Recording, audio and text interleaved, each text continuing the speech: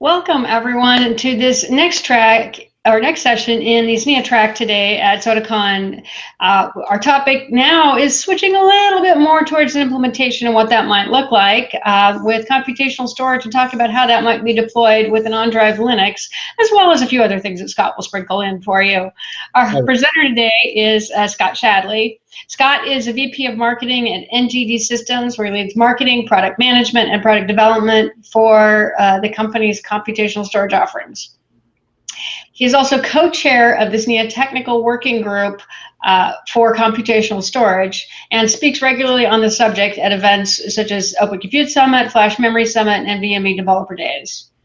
Before joining NGD Systems, Scott managed the product marketing team at Micron, was a business line manager for the SATA and SAS portfolio, and was a principal technologist for the SSD and emerging memory portfolio.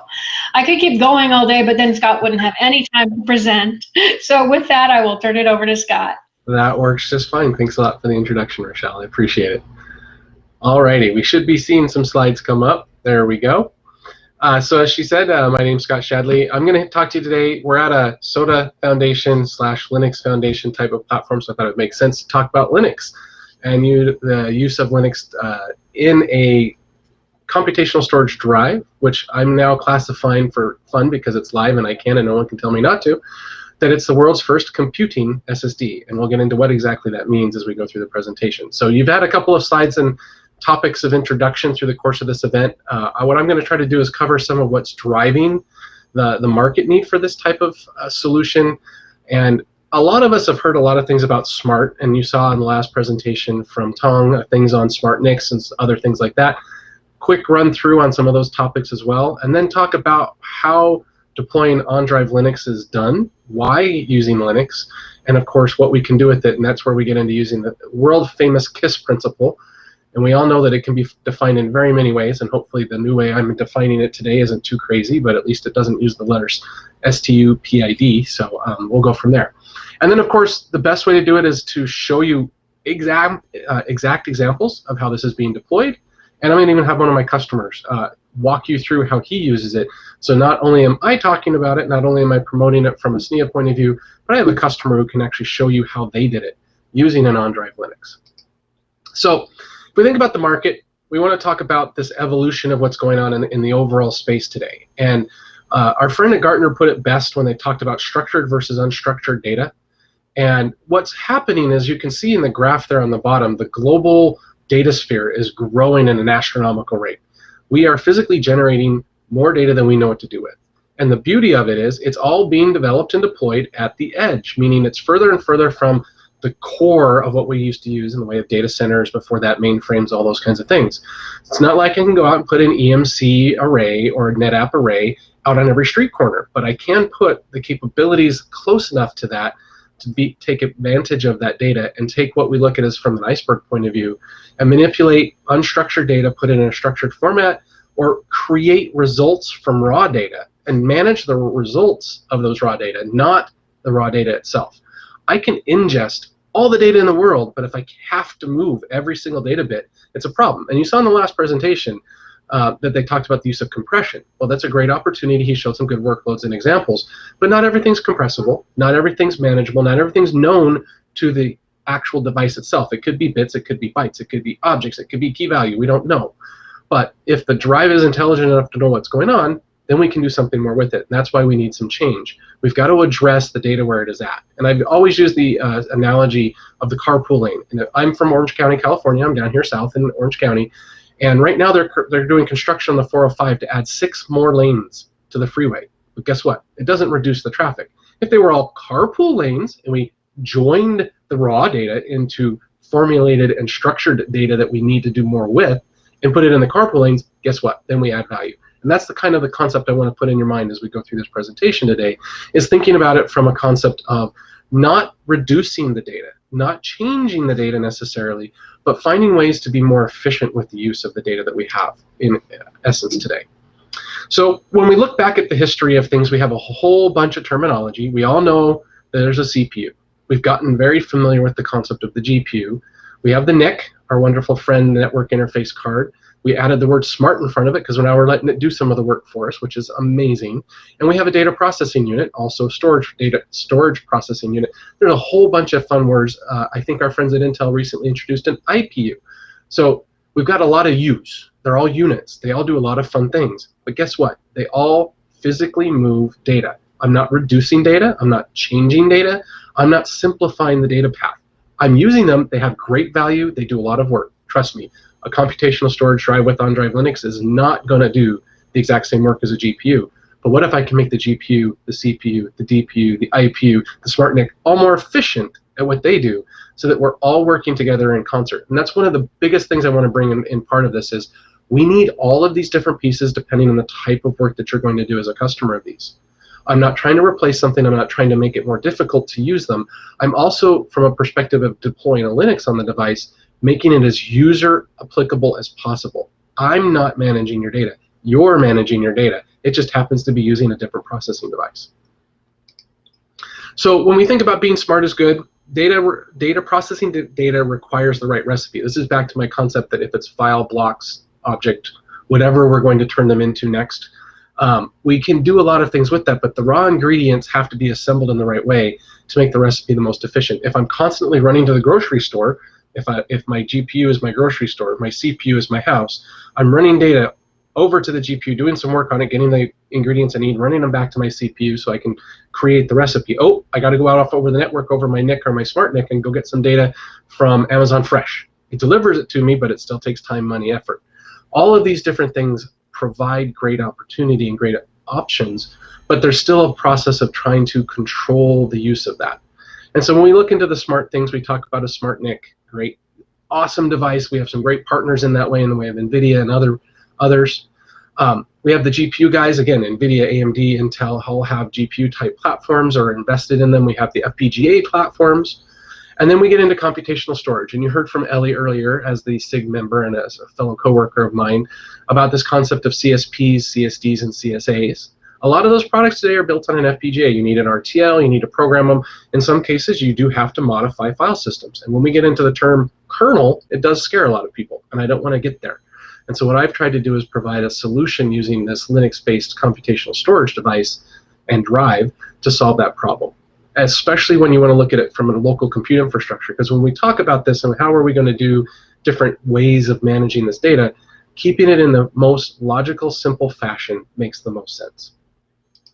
So, as I mentioned, it still exists. You heard a bunch about what's going on with SNIA. As a member of the SNIA twig, I had to throw this out there. We've written an architectural document. It's available for public review. Please go to SNIA.org, download it, read it, tell us what we did wrong.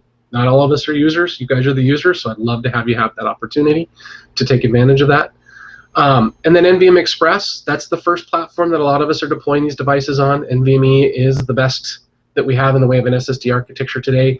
We can do things like CXL as we move forward. Those are other opportunities. It's based on what you as the users would like to see your products connected with. And so there's work being done in NVMe to deploy a standardized command set. Because I, as a vendor in this area, want everybody in the world to use my product, but I know that none of you want a single vendor. You're trying not to do that today with all of your different architectures. So by using the standards bodies within SNIA and NVMe, and even as that breaks back into the relationships we have with the Linux Foundation and the SODA Foundation, we can create a unified, simplified architectural engagement of these devices. The individual devices can do whatever they want, but the opportunity exists to create a simple way to talk to them. Now, when we talk about where are we today in the marketplace, I can highlight quite a few different people that have been very public about what they're doing in computational storage. We have the likes of VMware and their parent, soon to be no longer parent or no longer parent, can't keep track. Dell EMC, who also wrote a very nice article about computational storage and what they're thinking there. Seagate, WD, ARM, Lenovo, AIC, IBM, Microsoft, they're all participating. HPE, they're all participating in the work that we're having done here. Then we get to the fun side of it where we get customers. Yes, folks, that is the US Space Force logo. And yes, folks, a Linux-based computational storage drive will be launched at the top of a Dragon rocket by the end of this year to create the first data center in space. We're excited about it. It's going to be fun. We'll see how it works out, and we're going to continue to push it forward. You also have the likes of Booking.com. Now, this is a great example. They needed a lot of storage. They needed some really smart intelligence with it. Guess what? 2020 was not very favorable to someone that's called Booking.com, but yet they were able to use the resources, reuse the resources, and redeploy them as appropriate to keep them without having to buy new infrastructure, yet take advantage of improving their footprints. So there's lots of prototypes, deployments, and then companies that are actually looking into deploying this as well. ARM, for example, announced a new processor that's designed to support Linux and the ability to do computational storage in the future of the SoC marketplace. So once the chip shortage goes away, we'll all be in great shape. So I wanted to talk now, why do we need something like a computational storage drive? And we've heard from a few other people already, so I'm going to be fairly quick about this. And I tried using this slightly unique abstractive view of how to look at the marketplace. We have a CPU with the OS, we have the GPUs and the SmartNICs, which are involved with networking connectivity, so are the DPUs, the CSPs, computational storage processors. Every one of those are important to the infrastructure, they all have their value. None of them are persistent. None of them store data. They all require data to be delivered and have to deliver the results of that data somewhere else. So I use this structure, if you will, on the left to show that the data is stored nearby, and it's a long distance and a wider distance and takes longer to get there depending on which of these devices you're talking about. So short hops, great. I can deploy a DPU, a CSP, GPU SmartNIC a little closer to the storage, but still further away. And then, of course, the CPU being the furthest. And that's why this von Neumann architecture that we're used to today is kind of stressing with all of this data, because you can see the amount of data moving to get to those points is also much larger and more complicated. So when we look at more of a localized data processing unit in the way of a computational storage drive with on-drive Linux, the CPU, the OS, and the data all coexist, and the data is within reach of all of those, because the Linux is on the drive, the data is on the drive, the OS is and the CPU are on the drive. Everything is where it needs to be. Now, this data will have to leave the storage device at some point. It's the form, fashion, and density of that data that we worry about and we provide value with the concepts of computational storage. So hopefully this gives a slightly different, more abstracted view of how this data structure works and things like that. I'm trying to be a little more friendly, if you will, to the environmental aspects of staying away from just a hardware point. But we do have to talk about hardware at some point in time. So when we want to look into from a hardware point of view, NGD Systems is the company I do work for. We do produce a computational storage drive. You can see its many form factors there. I'll talk about those later. What I want to focus on is there in the middle, a properly defined architecture that involves processing, infrastructure, as well as your traditional SSD architectures. I can't have them fighting. They have to work cohesively. I can't create a device where the media management processor is trying to process data while it's trying to place data. You have a lot of interference, conjecture, and things like that, and products existed like that previous to now. We're not the first in the world to think of these architectures. We're the first to deploy it with this seamless architecture. And you can see here the in situ side. We call it in situ. That's a good reason. It's called within if you translate it. And so being able to have an OS and a file system and everything else inside the device allows you to have the simple ability to literally SSH in a Linux environment and create a secure shell to every single one of the devices in the platform. And it's done using very simple, tried and true things like TCP/IP and NVMe. Nothing more, nothing less. And you can do copy, you can do paste, you can do get, you can run, you can execute, you can do whatever you want to. As you can see there on the right, there's a whole bunch of different applications that exist, including a fun new one called Chia, if you're into blockchain and cryptocurrency. So there's opportunities here for a lot of unique and creative ways to do things with these particular types of products and solutions. So what are we doing to actually get to what we'd classify as what does this look like? Keep it simple and seamless. I do not want you to change anything in your architecture unless you're comfortable doing that. Copy the application as it exists. Now granted, you're probably running Intel AMD, so you're on an x86. I have to throw out the term cross-compile, but cross-compile is not rewriting, it's just simply compiling it in a different OS. I run an ARM 64-bit processor in my devices, but what it does is you have your CPU, then you migrate to your DRAM, and then you have your storage. What we've done here is we've added on that extra little CPU on the end, and that CPU is capable of doing all of this work over here. I'm on a Linux OS, I can run containers with Kubernetes support, I can run a whole bunch of different applications, all within the drive itself, while the host is doing whatever the host needs to do. I can share the resource, I can offload the resource, I can pair the resources. Any way you look at it, I have the opportunity to be very creative with these solutions because it's simply a live OS on the device. So one of the first examples I want to show you is this concept of talking to the cloud, because I'm at the edge. That's great. I want to process data at the edge. That's even better. But I got to talk to the cloud. My cloud friends love me. You know, you got to take advantage of it. So we've got Azure. Azure is a good friend of ours. But what if we can run the entire Azure instance to communicate with the edge device with no CPU needed? So we have a customer. It's a telco customer. They had some fun, and they were trying to reduce the cost of their overall build. Now, granted, flash-based SSDs are not going to be the cheapest part of the system at the end of the day when you're trying to reduce costs. I can't control the NAND bits. You want to talk about that, go talk to my friends at Micron, Samsung, and others. But what I can do is let you use a Raspberry Pi to use a USB camera to capture video, and then let my drive actually do all the work for you. So what I have for you here is, you can see I have the whole platform required to run the cloud infrastructure is centered inside the controller on my SSD. This right here represents two windows you're going to see in the next demo that I'm going to show you. It's a quick 4-minute clip. This represents the Linux shell window for the host. This represents the shell window for my device. Now, I know it's going to be streaming, so it might be a little hard. The link is here on the slides. You'll get the copy of the presentation afterward. It's a live link, so you can go watch it again later. But what we're going to do is we're going to watch an engineer, with me voicing over, create an instance in the cloud, talk to it with our device, and actually process data on our device using a cloud infrastructure without the host doing any work. And so hopefully we can get this to work for you. And here we go.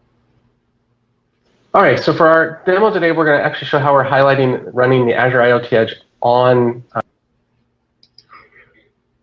a computational storage device. So first thing we're going to do is we're going to create an Iot Hub device, and you can see we're generating that here. Once that's created, we actually have to do some slight modifications in this instance for the Edge agent and hub. So what we're going to do is go in and actually change the runtime settings. And the reason we have to do this for our particular implementation is, you can see there that current version is actually the Intel-based platform. And so we have to copy paste in the ARM beta version to be able to actually run the device in the ARM environment. So ARM is not fully released yet for Azure IoT Edge, so we're one of the beta testers for it. And now that we've got that updated, you can see we're able, and just as a quick highlight, ARM is now fully released on Azure IoT, so this is a quick back step. If you're able to go in and actually, you can see two screens here. The one on the right where we're typing now is the actual device itself. So root at node 1 is we're actually within the Linux subsystem of the storage device itself, putting that connection string in. The one on the left actually represents the host platform that the device is connected to. So we're now starting the IoT Edge platform. You can see that the Edge agent has popped up. We'll do a refresh again, and you'll see that we now have the agents and so we're putting in all the variables that are required to allow us to use this computer vision device. And you can see we're updating all of those services and creating a container option for us, so that this service will now be able to be run as you would in any other particular IoT platform. So doing all that to go in and again update. So you now see the image analyzer is running again within the Linux server on the then as we've created a device looking for pictures. So I want to go ahead and jump it forward here a bit. Okay. Mouse and I are having a little bit of a fun fight. But what we're doing is this Azure device is now live. So now we're going to run that on the actual Azure one. I'm going to grab a picture of the Leaning Tower of Pisa. We want to see what that picture looks like. So we're going to grab the address for that image. We don't even need the physical image. We're going to now go to our host platform on the actual server device side, and we're going to store that image into the actual application device on the right. So on the left, we're physically copying an image from the web into the storage device that's shown on the right. And you can see where it says it just... So you can see right there, the left-hand side here, the host is saving and storing the image. Oh, here we go. My pointer doesn't like to work on top of the thing, but on the left-hand side, all I did use the host for here was to actually store a picture. Everything else that was done was on the right-hand side, which was within the device itself. So lots of capability and creativity. So another example of shared resources, we used Elasticsearch, and we were able to provide 20% better improvement while reducing 30% of the power consumption. So that's another huge benefit of computational storage architectures, is I'm actually able to reduce the power draw on the platform and how much DRAM is required and how much CPU is required. By reducing the DRAM and CPU, they're free to go do other work, other Elasticsearch applications, other information on data somewhere else, or more useful tool sets than simply doing a document search, for example. We have a very live and vivid platform related to VMware, utilizing some Dell hardware and things like Greenplum and VMware Tanzu. There's a great presentation that's showcased at VMworld. It's available on our website, so feel free to check that out as well. It is another one where our friends at the CTO office at VMware are driving. Tanzu is driving Greenplum data instances and using each of our devices as the actual nodes. Each Greenplum database node is inside of our individual devices. We have the idea of being able to showcase how to use MongoDB combined with a neural network application, all on an ARM infrastructure. There's 2 videos, as you can see here, that I'll be able to go through and show you as part of the presentation follow-up, because the links are there. It'll actually walk you through and show you again the shell being used within the device. So here's an example of that. We'll let it run for just a second. But what you'll be able to see here is, as we create this instance, the drives are processing the images in series. Up here at the top, you can see all of the different drives are SSH'd into. So I've got 18 different drives that I have this individual shell window for. And as I turn each of these devices on, no host resources are being used because the host is now shut down, but yet the drives are still processing the data. Quite an impressive way to use a Linux-based architecture. I've not modified anything, I've just copied over the AI application. And then last but not least, Dan Pollock is the CTO at Data Storage Sciences. He's going to do a very brief, or at least I'll try to make it brief, run through of how e-discovery can be utilized with our particular devices. So I'm going to copy those files into the buffer, or into the storage system. So again, left versus right. Left is the host, right is the drive. So he's having some fun here figuring it out. You can see that it says root at node 5. That's node 5 in the system. So if he's copying an image over, always got to love real-time environment. That looks right. So that's one of the files in. Let's put a second one in. Oops.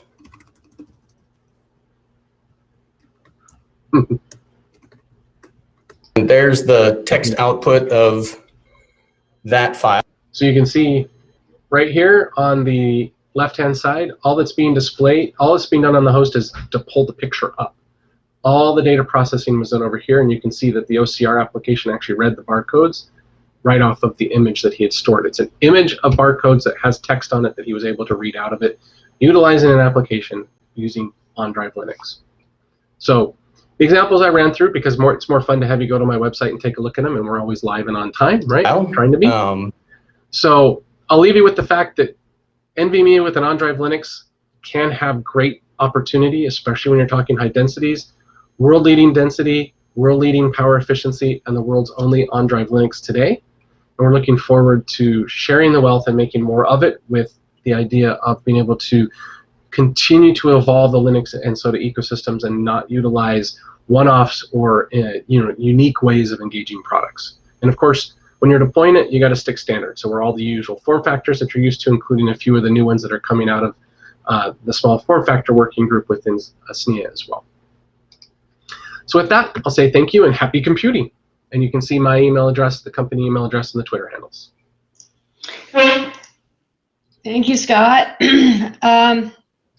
So just a reminder, there will be a short break now for about another 7 or 8 minutes.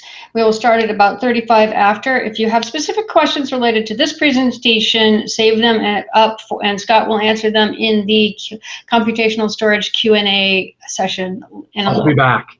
The best I can do for Arnold, sorry. Yeah, let's just not. All right, thanks everyone. We'll see you in a few minutes.